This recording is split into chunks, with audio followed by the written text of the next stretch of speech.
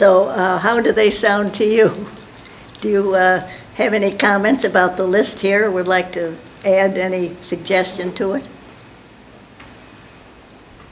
Well, I've been attending a number of the meetings with the strategic planning, and I'm happy to see that you've pretty much now organized all the major topics that we've been talking about over the months, and you've grouped them, categorized them.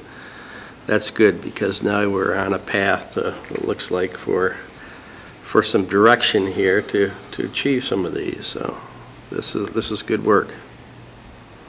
good. Well, we work very hard, but we're very open to any suggestions from you all. Absolutely. So, and then we're going to be working on the vision and the mission. So please, if you have any suggestions, let me know. Thank you. Thank you. There were no other committees that met over the past 2 months, so we'll move on to the next item on the agenda, and that's the consent agenda. What did we get on here now? Let me get my agenda back up.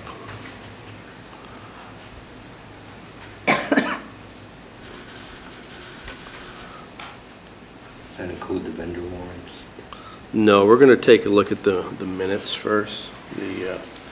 There's 3 sets of minutes there. There's the 2 meetings that we did have, and then there's the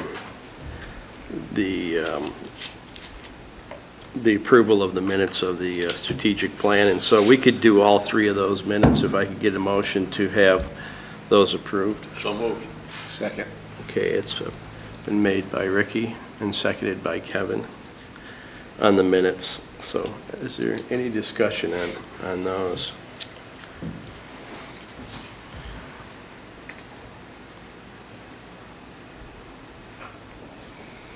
All right, seeing none. All those in favor of accepting the minutes, please signify by raising your hand.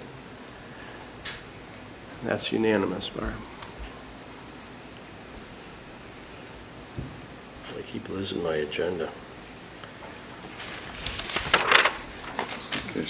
Oh, that helps. Now we'll move on to the warrants. We have 1, 2, 3, 4 payroll warrants that cover from June to August, and we have 4 vendor warrants the same that cover from June to August. Can I have a motion to accept the warrants? So moved. Second. Moved by Francis and seconded by Ricky. Discussion. And vendor warrant, trying to find the number, 1051. There's a lot of expenses on there that were allocated by MAU, and who is checking them now to make sure that they're a legitimate allocation? We've had instances in the past where MAU has allocated an expense for things that were really not appropriate. For example, repairing the gym floor. We have no students that use the gymnasium as part of their programs here. And there have been other things like that that showed up.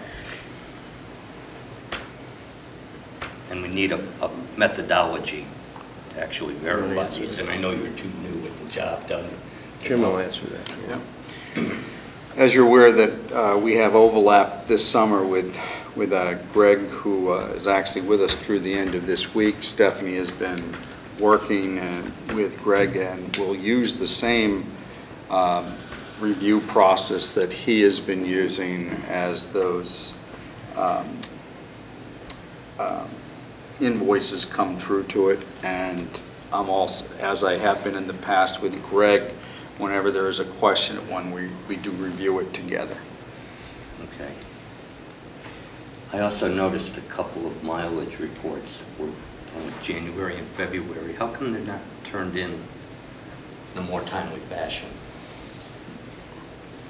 Is that just because the individual didn't do it, or did they get lost somewhere in the process? I would say we would not have lost it. It is more the individual in the individual files. They have to submit it within the fiscal year in which they spent.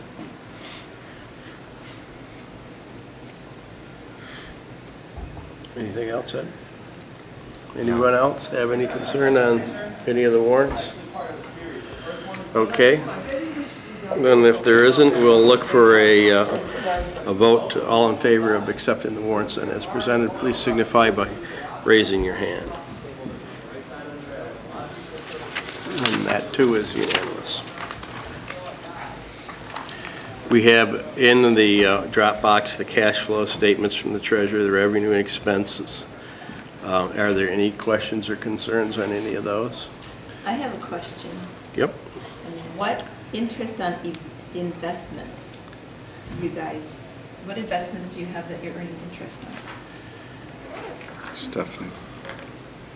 I will need to get to check to make sure that this is actually the correct answer, but I believe that this may, that one account that are you referring to the one that's located all the way at the bottom of the... Well, it shows up in a couple of different places, and I just saw it, and I was curious as to what the investments were. I'm assuming it's income. I have a really hard time reading the reports because I don't speak that language. But I think it's on the third page, interest on investments. I was just curious about that. Annual reported receipts and disbursements as of June 30th. Are you looking at the physical account itself, or, I'm sorry, the third page? It's on the cash flow statements, yeah. It would be the interest earned on the cash accounts. Okay. Yeah. All right, all right. It's the interest earned on the cash. So Sorry. those would be the accounts that would be in the bank, and you would be Right. getting interest paid on those Okay, all accounts. right. Yeah. That makes sense. That's Thank why you. it's so small.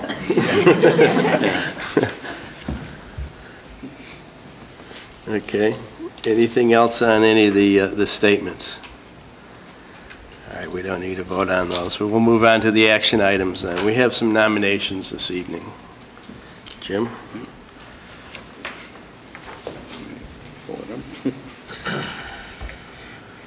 We have one nomination for you tonight for the engineering teacher, engineering design. We have had a difficult time filling this position, and I have before you tonight the nomination form of someone that I'm proposing to start as a long-term sub, because we actually hired this person today.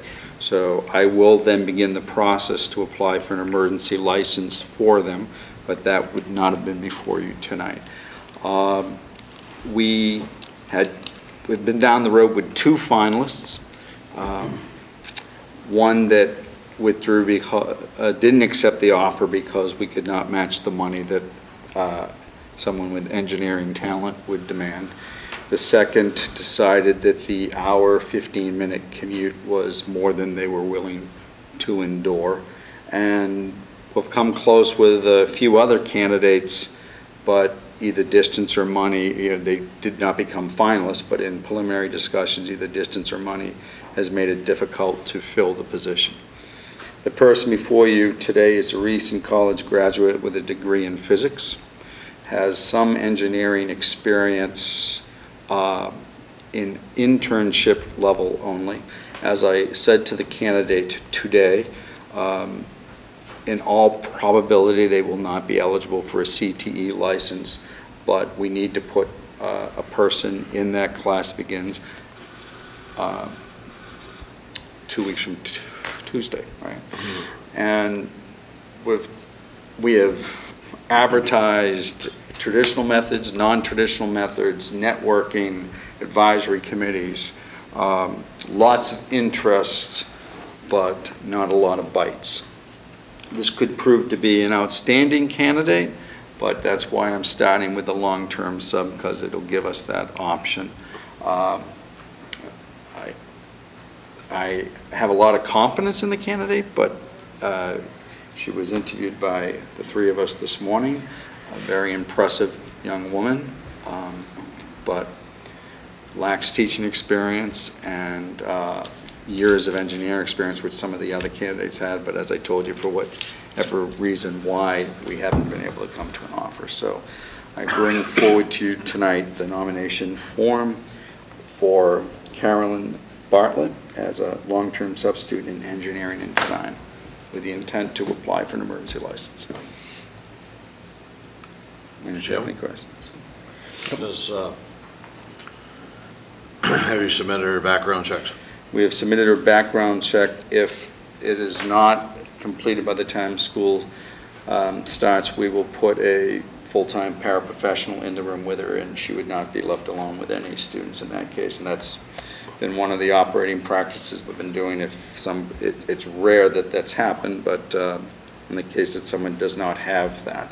And that's what the law says, is they cannot be left alone with students. So we would put a para in there with her till we have the background check. But I hope that we will have it back before the Tuesday after Labor Day. That new law is news to me, first of all. Second of all, are we talking about fingerprint background, or are we talking about just a state? State background check's been done, and she went for her fingerprints today. And that's what we're talking about? Right. Okay, just want to be sure. How long is the emergency license good for? My understanding, it's 90 days, and I can apply for an extension if I can document that I cannot find a qualified certified candidate. So what happens after the 90 days? The state would give me an extension, in all probability, because we can document all the candidates that we have interviewed and could not hire. So, and same with an emergency license. They frown on giving emergency licenses if there's a qualified candidate that's applied and I am not hiring for whatever reason, but that's not the case. So like, would that go for the whole school year?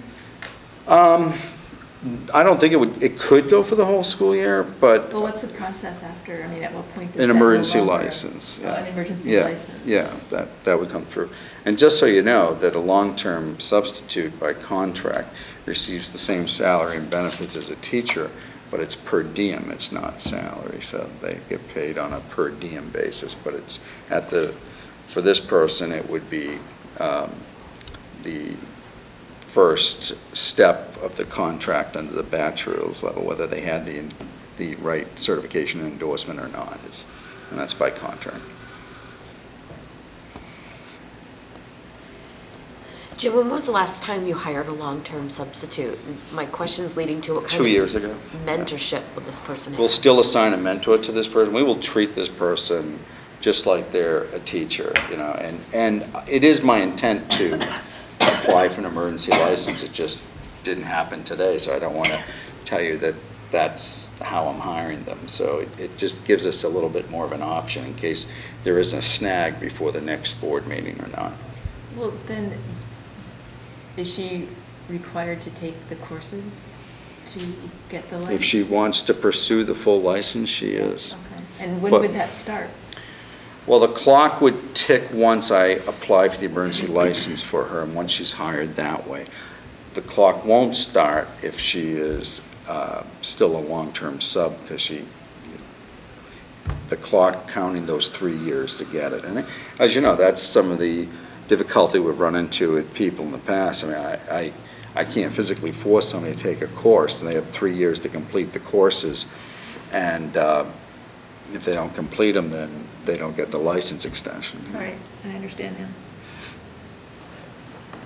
So she doesn't have to take the praxis yet?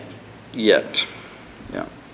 But she, in her discussions with her today, she intends to take it. And my recommendation would always be, take it as while your academic subjects are still fresh. Mm-hmm. So her education reads, or her experience reads that she did some math teaching as an assistant Yes. for a few months, so it isn't as if she's going to be totally green, No, I guess. no. She's going to have some experience behind her, what she's up for. Yeah. And as you, All right. We need a nomination, or a motion to accept Carolyn Bartlett. So moved. So moved by Fran, seconded by Ed. Any further discussion on this? Seeing none, all in favor then of hiring Carolyn Bartlett as the long-term substitute engineering and design instructor. please signify by raising your hand. And I've got 1, 2, 3, 4. Those opposed? 1. Okay. All right, we're set with that. We have a reduction in our 2014 tuition based on our revenues for the ending of the year. Who's going to cover that, Stephanie? Stephanie's got an explanation on why that's happening. Go ahead, Stephanie. When the budget was set, there was an estimate of what the state, income from the state would be, and it actually is going to be higher than what was budgeted. So as a result, we have calculated a reduction in the tuition to the districts that send their kids. It doesn't change the difference in the revenue, the budgeted revenue. It's just shifting it between the state and the districts that are sending them kids. So the revised rate, it appears, there's a, what is the total here? Tuition paid by districts, original amount, new amount. It looks like there's $101,400 difference, which amounts a savings to those other districts. Is that correct? The amount that was, I believe was voted on for a tuition rate was originally $5,069.81, and that was based on the idea that the state was going to provide roughly $200, and that is up. It's actually up. Why we calculated it so we have the same revenue, but it just reduces the amount of keeping or for. That's pretty good savings, $521 per student for each of our districts that send students, so they should be pleased with that. Good. Jim? Yes. What is the real cost per student? Boy. I can't answer that. If somebody asked me how much it cost me to send a student from Glastonbury to Burn Burton, I can tell you the exact number. Can anybody tell me what the exact number is for a student from Glastonbury to CDC? Well, wouldn't that be it? 12,658. Yeah. Is that a real number, or is there some funds that- from the state that aren't counted in there, or some That- grants from some wonderful person who's donating money, or what? That's the total cost. That's the real money. The state pays part of it. But that's the real number, $12,658 per student per town. It's my Very good. understanding of it. Thank you. But now, Now it's been revised. yes. Yeah, to 12,509, right? Yeah. So we're a little over 12,000 per student is what we're saying, right? Right. All right. 12 and a half. Yep, 12 and a half. But who's counting? There's people out there who do the count. Which we receive from multiple sources. No one's paying that, no town is paying that rate. It's the combination of the state and. Right. Right. We need a motion to approve the tuition reduction. So moved. Moved by Kevin and seconded by Gloria. Any further discussion on this tuition reduction? It's actually pretty good news for our districts. All those in favor, please signify by raising your hand. Any opposed? I'm going to abstain. Going to have an abstain. Motion carries.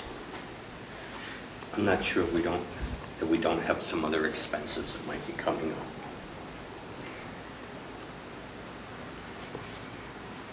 What does that mean, Ed? What do you mean by that?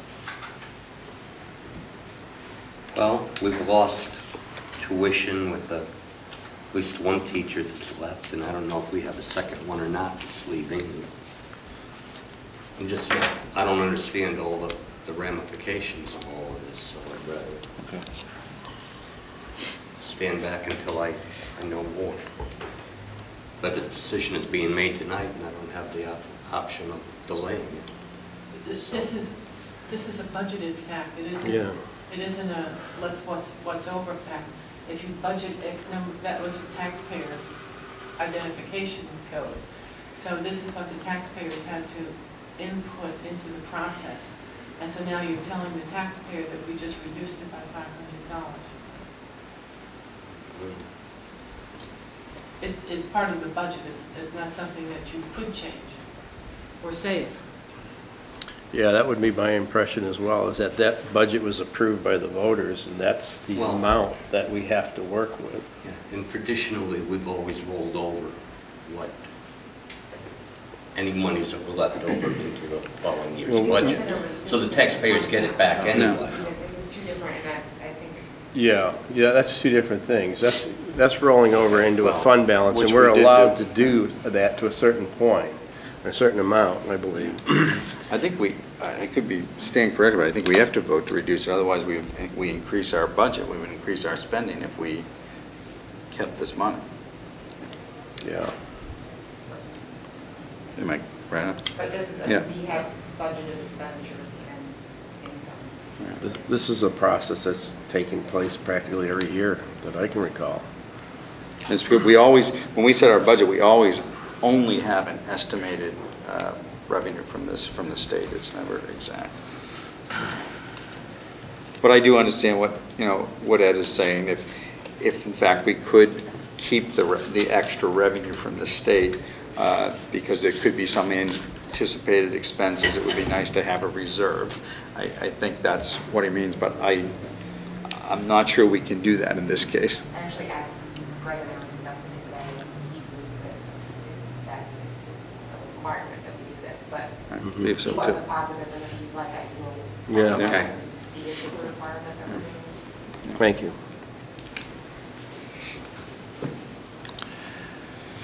Superintendent's report. Good evening, everyone. Welcome. Summer is winding down. Had to believe that our teachers return next Monday and the students the Tuesday after.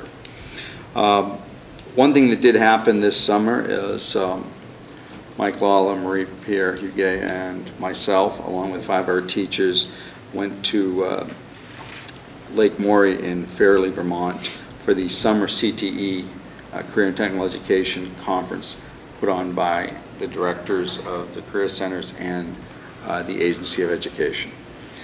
Why I felt this was particularly important this summer is the featured presentation for the day and a half that this went on was from the Southern Region Educational Board, which funds 2 different directives. One is high schools that work and tech centers that work. And it is an educational consortium that focuses on career and technical education. And if you remember, one of the goals that you gave me for this year is to review whether our accrediting agency should remain NEASC or should we look at the Southern Region Educational Board. The difference for me, that there are 2 programs. High Schools at Work has been around for a long time, and it focuses on standalone career and education, technical education centers, also schools that have their own academic program and technical education program. The career centers that work, which is their newer initiative, focuses on, and this is their term, shared student centers. We share our students with other schools. So it is the total focus for professional development, for curriculum development, and for educational improvement is on career centers like us. So I found it very useful, informative, a lot of good ideas that will help us formulate what we're going to do along this year as far as professional development for our staff and improvement of curriculum in our school. So that was one activity that took place. I think next year I really would like to increase the amount of staff members that attend. And as I talk to some other tech centers, they do come up with some creative ways of getting more staff to attend the summer workshops, such as allowing them to switch off some of the professional development days that take place during the year if you attend this. So you would get credit for, if you go there for 2 days, then you get credit for the other 2 days. So I think that's an interesting concept to review. On our how we spend our Perkins funding, as I told you in the June meeting, we did have an audit by the state. They came down in May in anticipation of their federal audit, so they wanted to make sure all the schools were in compliance. There were a couple of issues that, as I mentioned, that they wanted us to address, mainly around student activity funds and how we label them and how we segregate the funds. So Stephanie had to file first we filed the initial corrective action plan, and it was rejected for further clarification. And one of Stephanie's first tasks here was to negotiate with the Agency of Education of what should actually be in that corrective action plan around, and she's done a great job with that, and we have now an accepted corrective action plan. And one of the things that our staff will be hearing about when they return next week is the separation of student activity accounts from what are called program accounts. The money was really in, we called them student activity accounts here, and in simplest explanation, student activity accounts would be funds that are generated solely by students. You know, in simplest term, you know, the students of cosmetology ran a bake sale to pay for their trip to New York. Those would be in a student activity account. Any revenue from people who are getting haircuts done go in a program account. So 2 separate accounts have to be maintained, and that is something Stephanie's working on to get rolled out, and the state will be here again in October to see how we're doing on that, but they're pleased with our actions to date on that. And again, thank you, Stephanie. That was a big task to undertake when you're new on the job. We received notice that on October 7th, and you might want to put, this might be something that you might want to attend, the regional, there'll be a regional school board meeting held here, 4:45 to 9 p.m. on October 7th.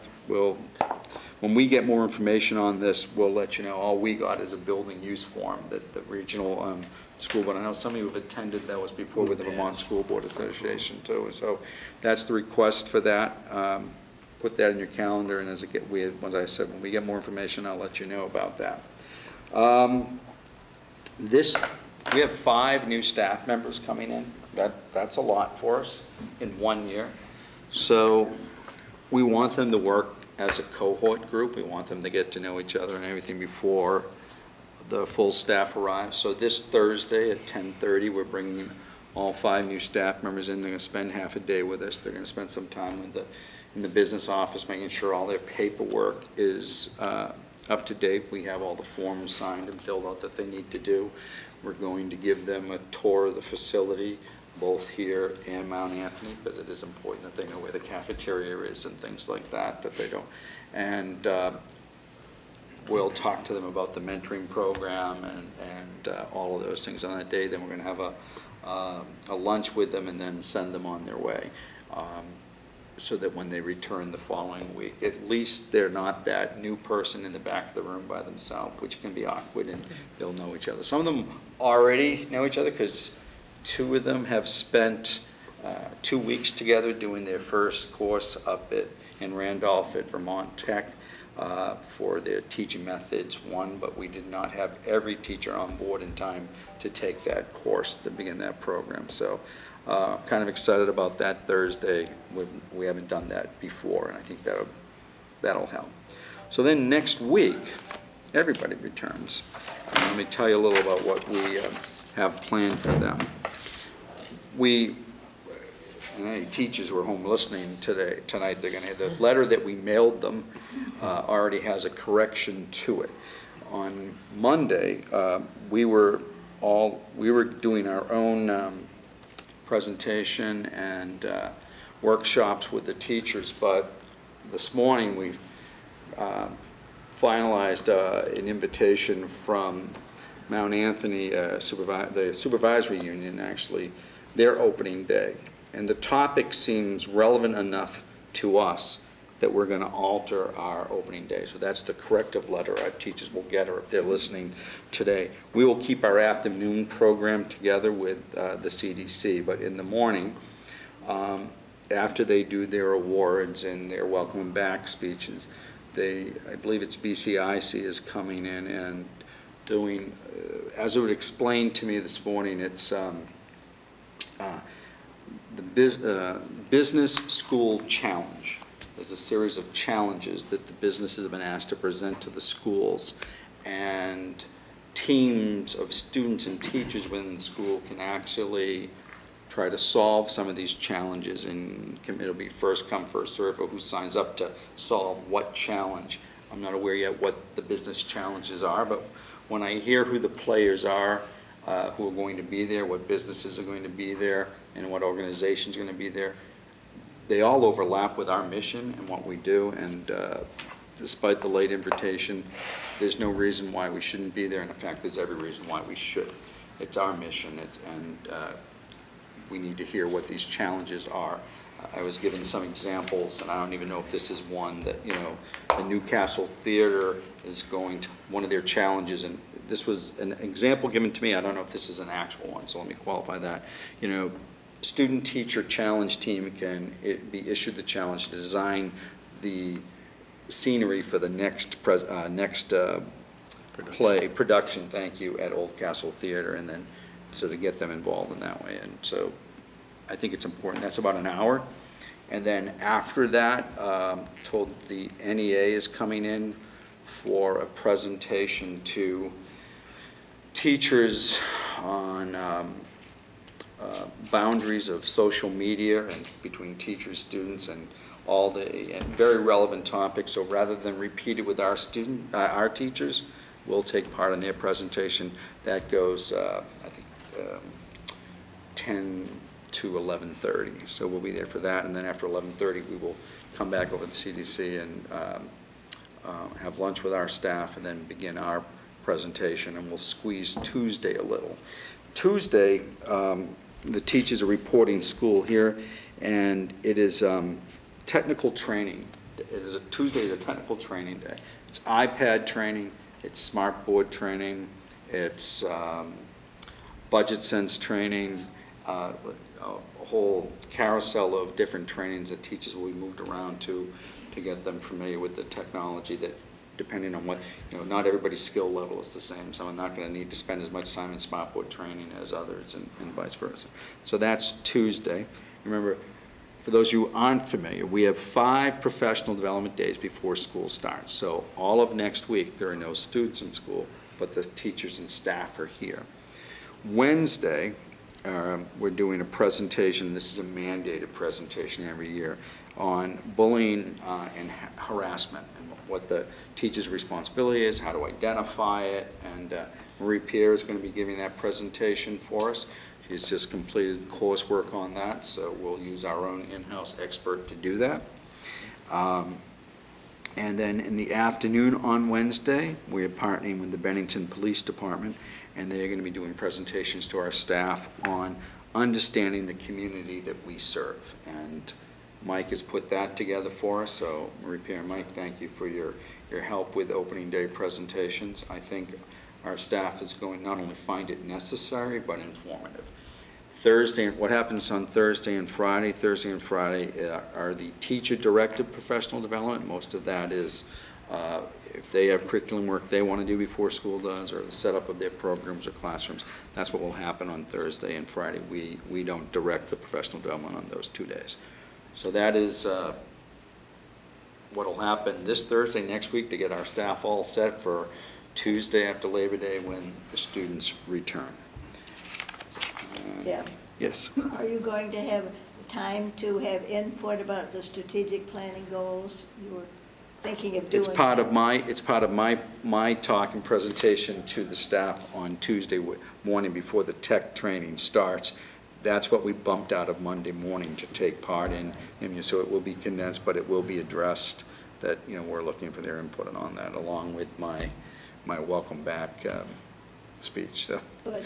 All right.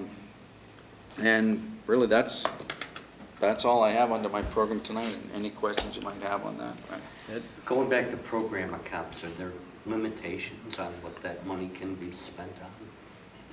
Or can the students and the instructor choose to use it for?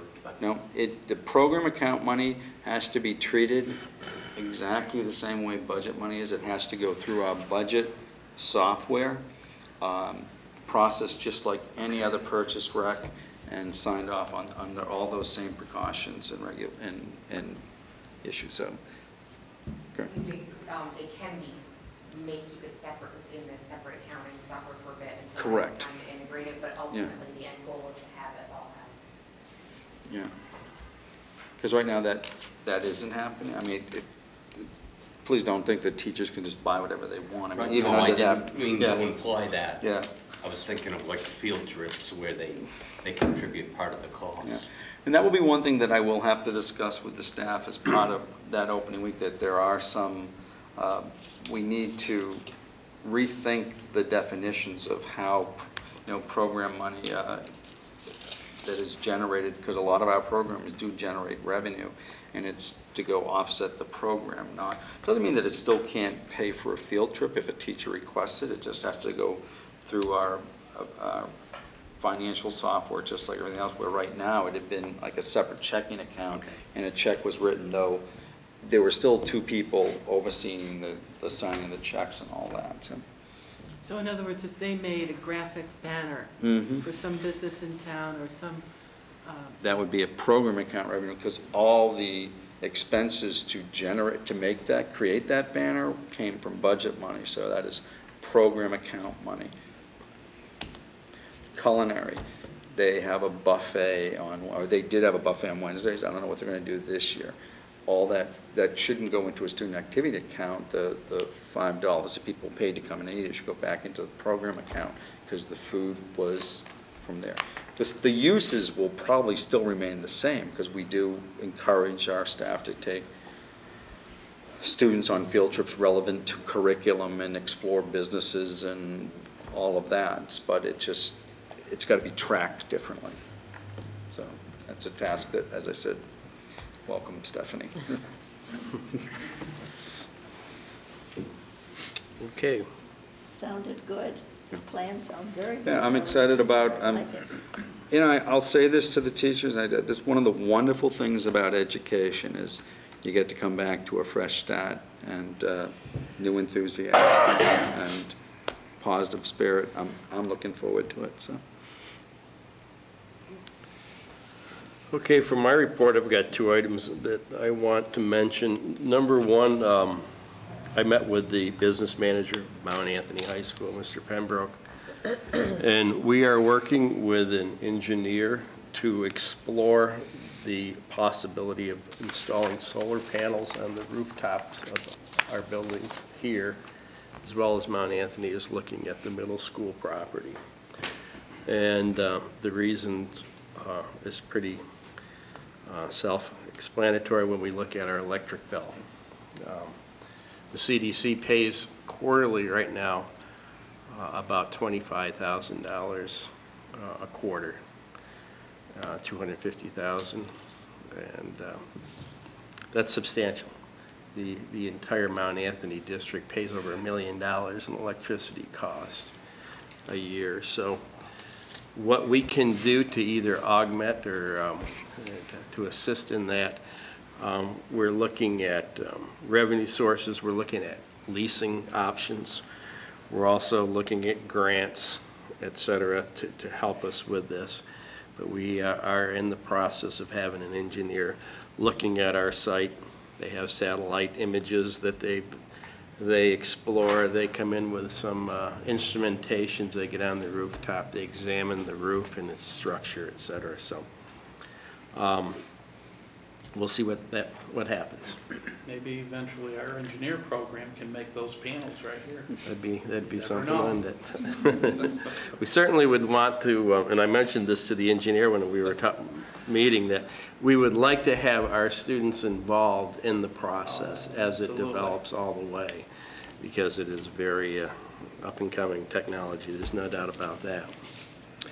The other thing I attended 2 weeks ago was the town of Bennington's meeting. I don't know if you saw it in the paper, but we had a joint session with the town fathers, the select board members, the town manager, and some of his staff, as well as Mike attended with me, and Jim was out of town, and Catherine McClure and Sean Marie attended from Mount Anthony. Basically, we looked at the town of Bennington's strategic economic development plan that they just had conducted, and I have copies if anybody wants to take a look at this. But this plan was a major study that came out with an executive summary. That's what this actually is, which identifies goals, and 3 in particular: to increase job opportunities and competitiveness and quality of the workforce, to develop and maintain critical infrastructure necessary to promote economic vitality, and to increase economic activity and improve the quality of life in Bennington by focusing on local businesses and existing assets, of which they certainly consider the CDC an asset to the community and helping them achieve these goals. So we're going to be working over the year pretty closely with them as they implement this plan, and because it is so closely associated with what we've been talking about in strategic planning and how we can work with businesses and organizations better and improve our curriculum and our instruction and our students' knowledge. So I think it's a positive venture, and it's good communication with the town. Will there be further meetings? Yes, there are. There's one coming up, I think, next week. Next Wednesday, yeah. So I think that's good. They're also looking at being able to have, as the paper mentioned, a little input into the budget building practices of the school districts, so that they can plan their budgets accordingly around that. And I think that's important as well. And that's all I have. Any questions on any of that? Oh. Okay. Then we're going to look to go into executive session. We do have a personnel issue that we're going to address. So I'll need a motion for that. So moved. Moved by Francis and seconded by Ricky. All those in favor? Okay, it's 7:15. We're going into executive session. Thank you. We'll go into the next room where we normally do.